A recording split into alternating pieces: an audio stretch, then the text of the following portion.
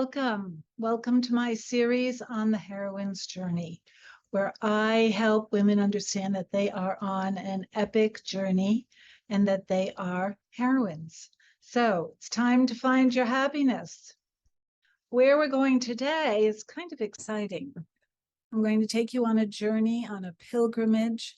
We're going to go to Paris, Chartres Cathedral in Chartres, France, and walk a labyrinth there. And I'm going to share with you my pilgrimage, which got me into labyrinths in the first place. And there's really only one way to do this, and that's to show you some photographs of my experience. So I'm going to share my screen, and we're going to go to France. So much about labyrinth walking is about connecting with yourselves and connecting to the spirit within yourselves, which is what this particular quotation is about. The great need of our time is for people to be connected to spirit, for people to be connected to a core of feeling in themselves that makes their lives vital and full of meaning, that makes life a mystery evermore to be uncovered.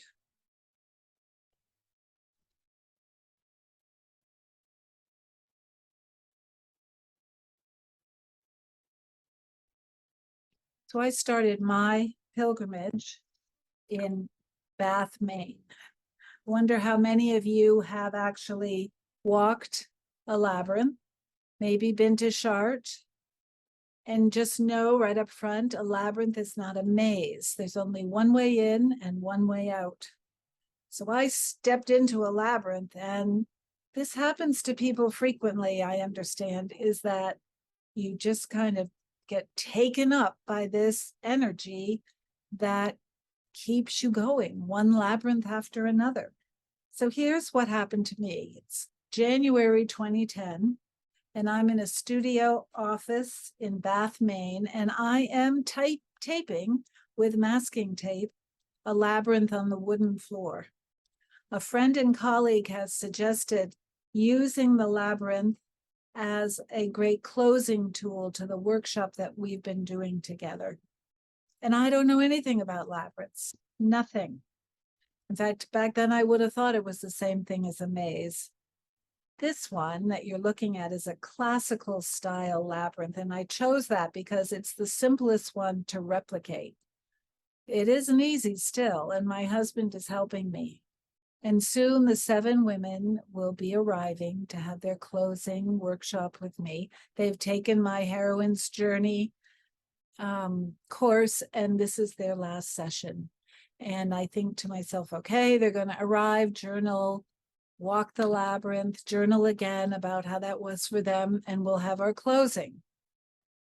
Pretty straightforward. I want them to use it as a way to get quiet and introspective, be able to review our time together. We've been together for 3 months, and kind of see what comes up for them. So I put a vase of roses in the center and some votive candles around the edge. And we're ready. And my husband hightails it out of there. Everyone arrives happy, talking, embracing, busy. I explain the process with the labyrinth. And one by one, they settle down. They settle their things. They find their journal. And I explain the process. And they wait their turn to walk the labyrinth. And when they're ready, they walk. And I do too. And the room quiets way down. This is my first walk the labyrinth experience, and it affects me. I'm hooked. There's something about it. I have no idea what, but it really was good for me. And we're all in a different place when we're ready to bring our group experience to a close. So then I have another group waiting to have their final session. And in the meantime, I've done research, and I find out, hey, there's in the very next town, Brunswick, Maine, the First Parish Church they have a canvas labyrinth that you can rent. This is fabulous. This is far better than having to tape it to the floor and then untape it from the floor. So I meet their director of education, who is wonderful. She's been doing labyrinth walks for about 5 years, and she shares my enthusiasm and shows me their chart style labyrinth. And again, I don't know anything about chart then either, but this is different. Ooh, it's huge. It's painted on canvas. It's 30 feet in diameter. Unfolded, it fills their fellowship hall, which is a large space. She tells me I can use the hall for my group with their labyrinth. Perfect solution. I actually then do some more research, and I find out there's a lot about labyrinths on the internet. And there's a labyrinth society and a worldwide labyrinth locator. There are all sorts of resources. And if you go to the worldwide labyrinth locator, put in your zip code or your state or your city, it will tell you the labyrinths that are in your vicinity that you can go to. And back then in 2010, there weren't so many. There are so many now. Almost every hospital, lots of colleges, communities have labyrinths. I learned that the Chartres style or medieval labyrinth is named after a beautiful cathedral in France. Who knew? Right outside of Paris, apparently. It has a labyrinth inlaid in its floor. So there is, of course, a labyrinth historian. And the labyrinth historian is Jeff Sayward. And he has done lots of studies and gone all around the world looking for labyrinths. And he finds that the oldest are 2500 to 1800 BCE. So found in Galicia, Spain. So they have been around for thousands of years. And he dates it because he can tell when the rock art of Galatia was created. And then he dates the labyrinth sometime during the second half of the 3rd millennium. So they've been around a long time, and he's done a lot of work in the history of labyrinths.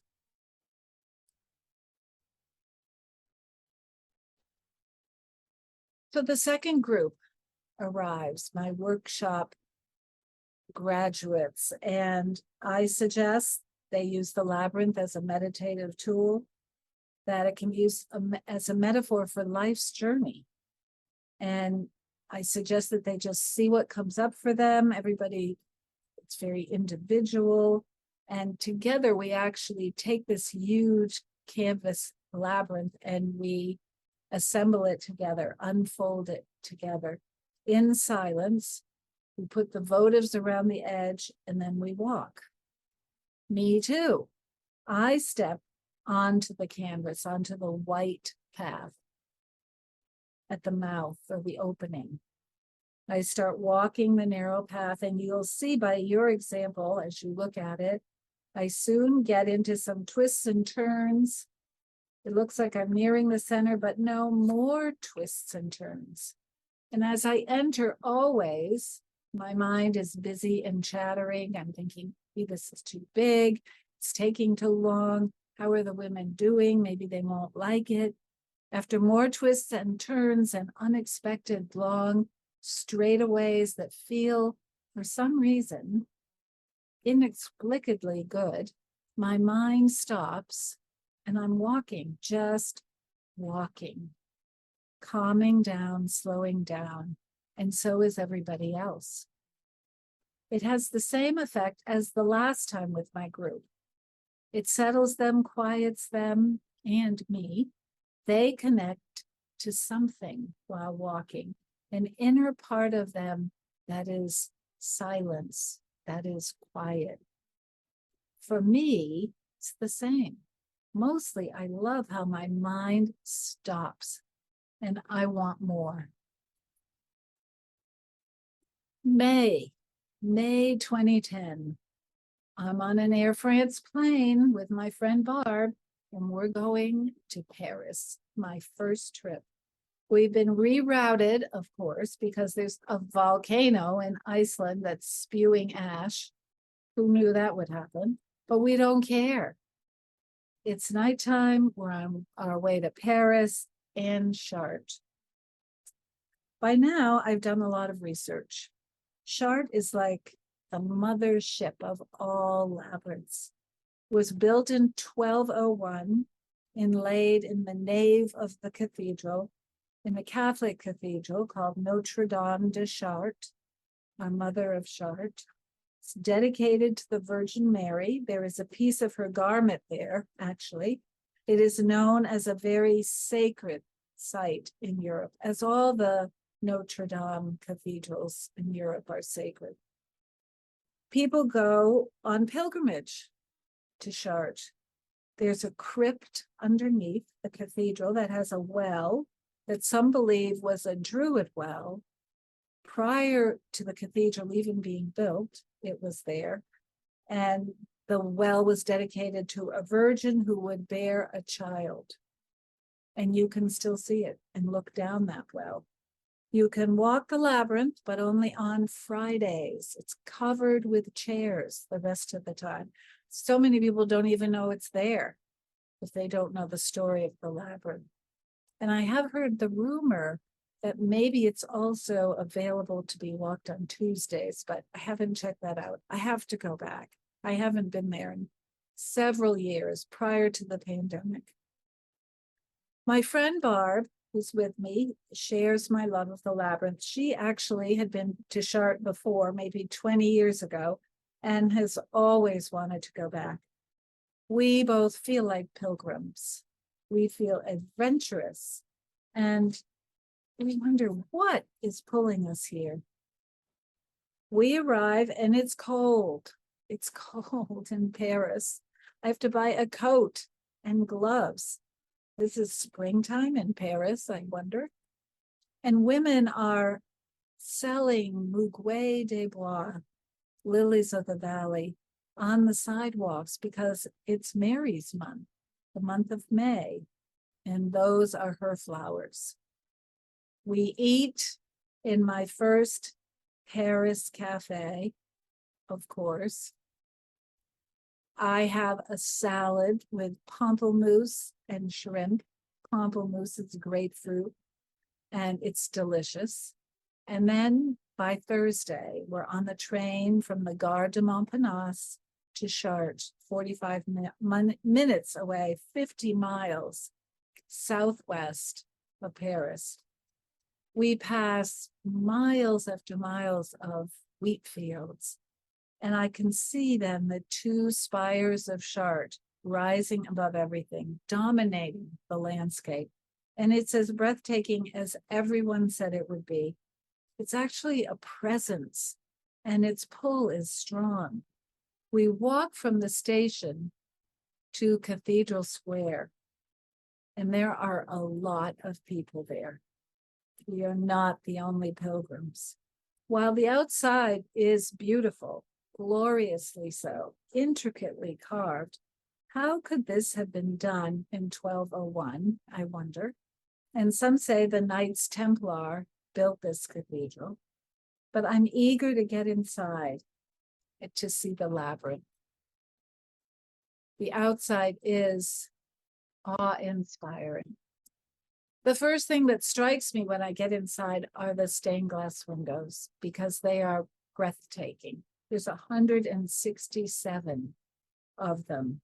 And the blue, it's really, people always note the blue of the windows. They call it Chartres blue. And they say it can no longer be replicated. However, they were made, that color was put together back in 1201. They can't do it again. And I also know that it's dim inside.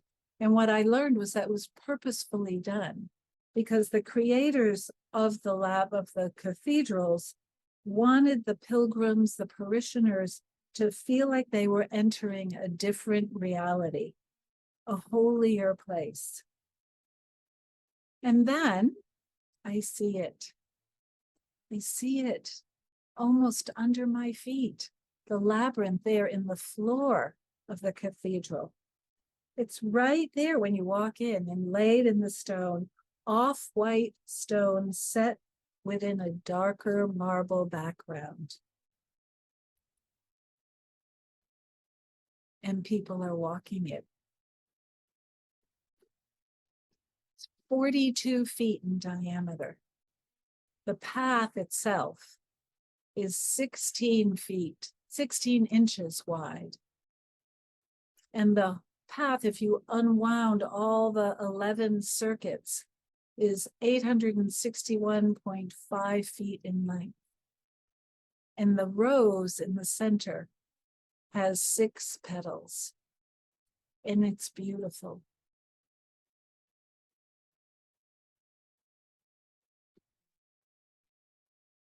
What I noticed that there are people, tourists, just walking all over the labyrinth in any direction, not following the path. And I think, what is this? And I'm irritated, and then I get it. They don't know about the labyrinth. They're just walking on the floor to get to look at the front of the cathedral. They're not here for the labyrinth. They're here to look at the cathedral. But how strange. Irritating, actually. But then I think to myself, what I had learned was that walking the labyrinth was a metaphor of how you walk through life. And so why am I so irritated at people who just don't know? They're just not, it's not in their awareness. So I take off my shoes and walk on the cold stone floor to the entrance of the labyrinth. Luckily, my friend Barb told me I needed to bring socks. I put those on. So again, what you meet up with in the labyrinth and around the labyrinth is what you meet up with in life. You choose your reactions always. You notice it.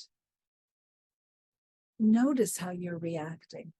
You can attach to it, or you can be aware of it and you can let it go. I decided to let go of my crabbiness around the tourists.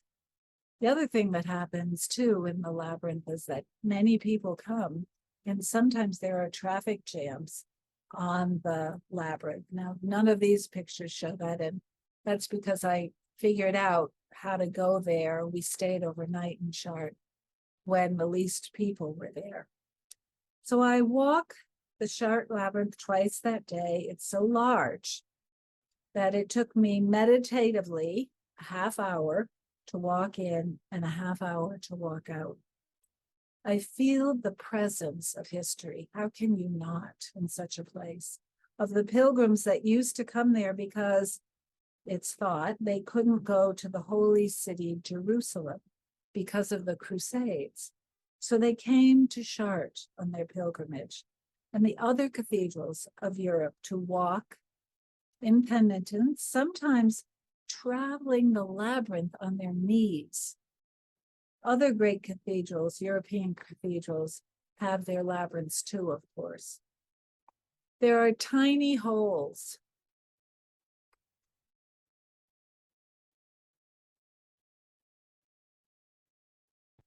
in the stained glass windows that when the sun goes through, they make perfect white circles on the stones of the labyrinth. Sunspots. It is indeed magical. I understand the term labyrinth time, the dissolving of linear time as I walk the labyrinth. And before I leave, Barb and I find the little garden labyrinth that's behind the cathedral that someone has made out of stone in the classical style, and we walk it, and it's beautiful. But all good things must come to an end.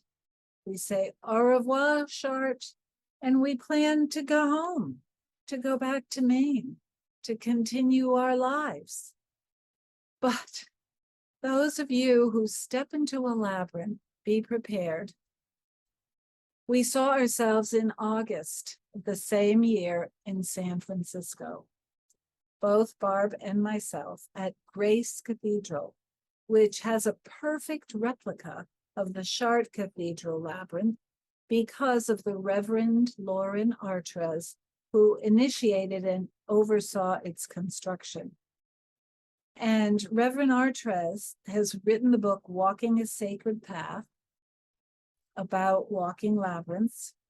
She is responsible for founding the organization Veriditas, which is a labyrinth knowledge organization, a website for all things labyrinth. And she has courses and all kinds of things that she offers there. She's called the pioneer of the Renaissance of Western spirituality.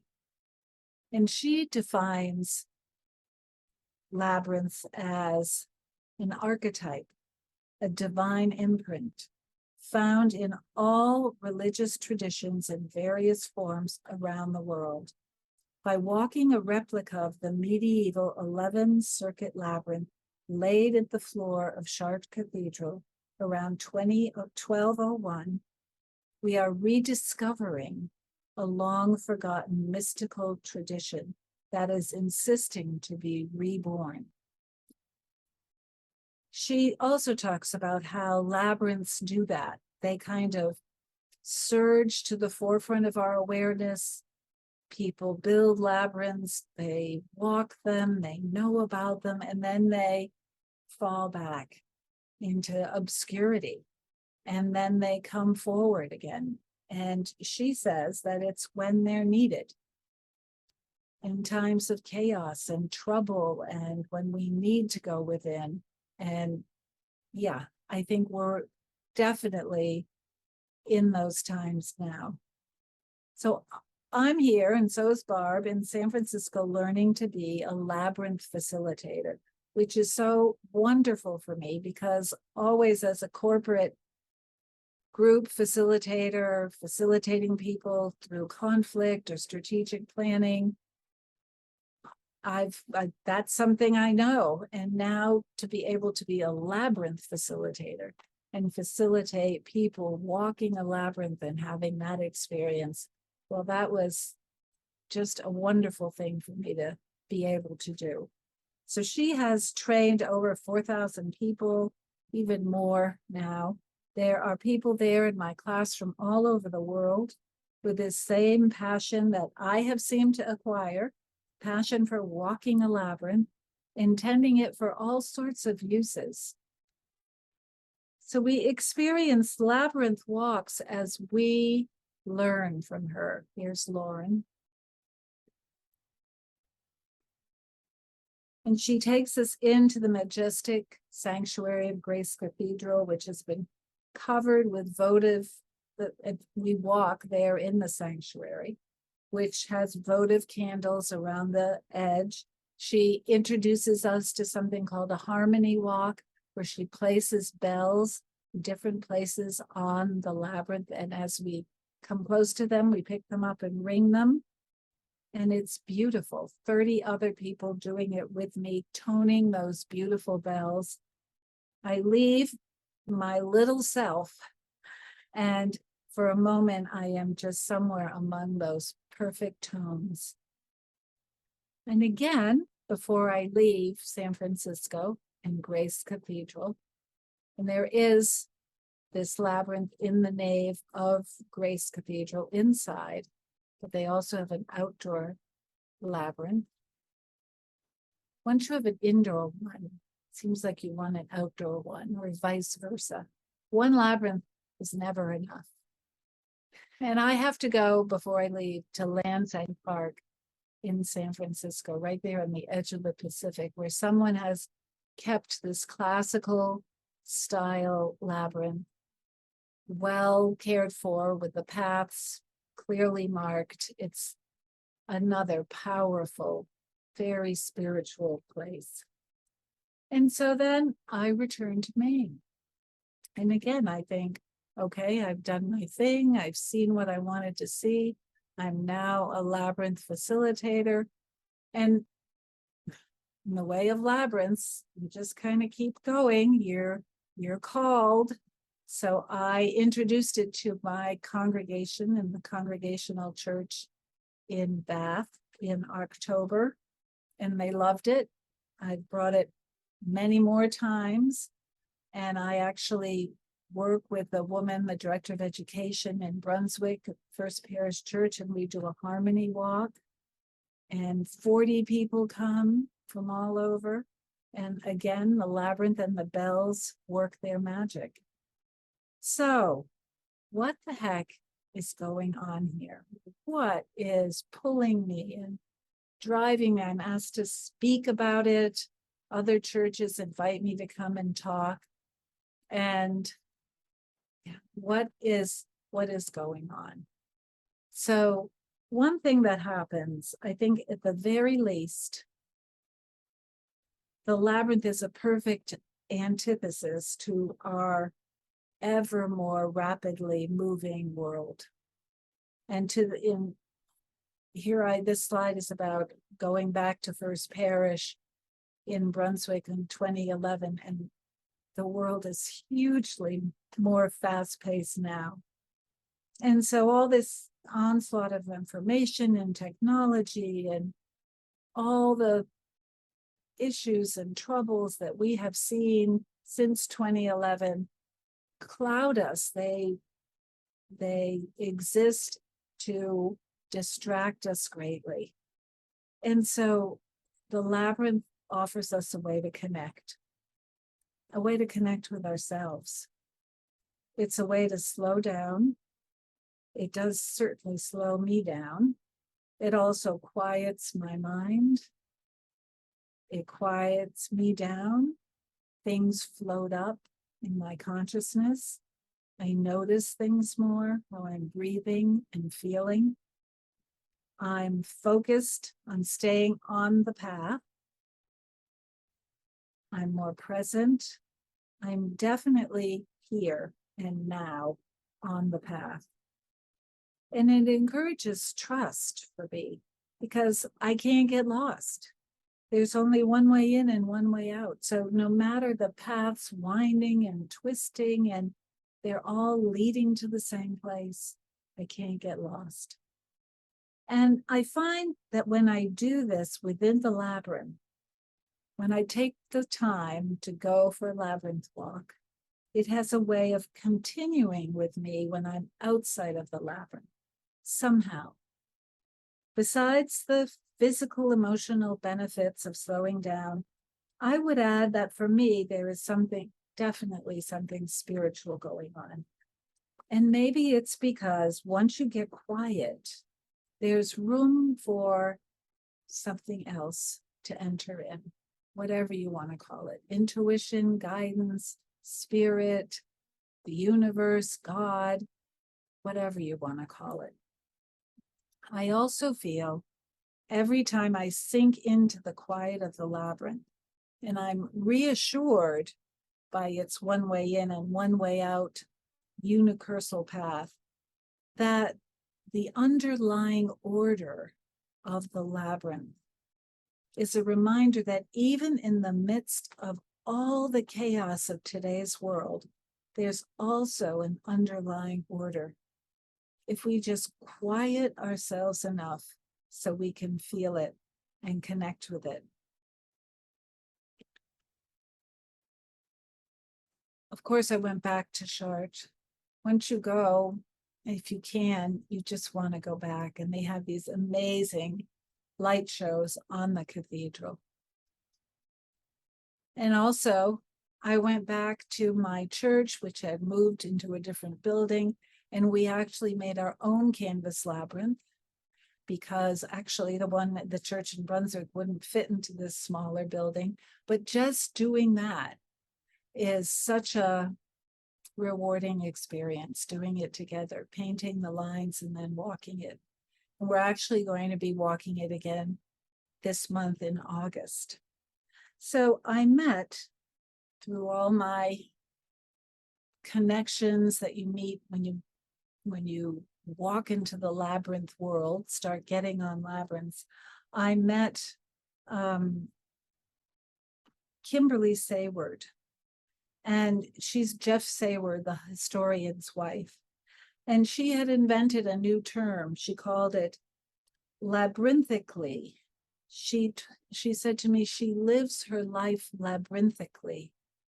And she invented the word. It means she lives her life as though she were walking on the labyrinth, moving along one's own unfolding path by simply continuing to put one foot in front of the other in order to successfully navigate the twists and turns of the journey. And you can see why I'm so attracted to it as well, because of its heroine's journey implications, where there's a path and we go through it one step at a time, one foot in front of the other. And so she calls that, when I was talking about it before, I said, the feeling you get when you're in the labyrinth, sometimes it can remain with you outside of the labyrinth. And she feels the more she does it, the more that is the case. Living your life as though you were walking on the labyrinth, moving along one's own unfolding path by simply continuing to put one foot in front of the other in order to successfully navigate the twists and turns of the journey, heroine's or hero journey, one step at a time. And her website is labyrinthos.net. And me too. What I'm feeling is I feel like I've been kicked into some journey. I certainly never thought in 2010 that I'd just keep going labyrinth to labyrinth and end up in France and Paris and Chartres and building and creating labyrinths myself. I feel like I've been kicked into a journey initiated by the labyrinth, that I too am moving along an unfolding path, putting one foot in front of the other, just as I would on the labyrinth. And I'm trusting, I have faith, I believe there is an underlying order or inner order supporting me. So I love this quote. I'll end here. Les Blido: walking a labyrinth is like accepting an invitation to pray, meditate, contemplate, dream, celebrate, or play. A place to find inspiration, satisfy curiosity, examine metaphor, mythology, or simply a place to explore liminal space, a betwixt and between place. Thank you for joining me. I love going through those slides because it's like being there again. And I can't wait to go back. And I'm not sure when I will, but as things are opening up now, I think sooner rather than later. So I will tell you it's well worth a visit if you can manage it, but you don't have to go there. You can go to someplace, I bet in your own backyard, you'll find there's several labyrinths that people can walk. So thank you for joining me. Thank you for being with me on this little reminiscence of one of my pilgrimages, one of my heroine's journeys. Certainly it was stepping into the unknown for me, something that I just thought was going to be, oh, this will be fun, a nice closing exercise, turned into something much, much greater. So I wish that you have similar surprising and wonderful experiences. And again, thank you for joining me, and I'll see you on my next video.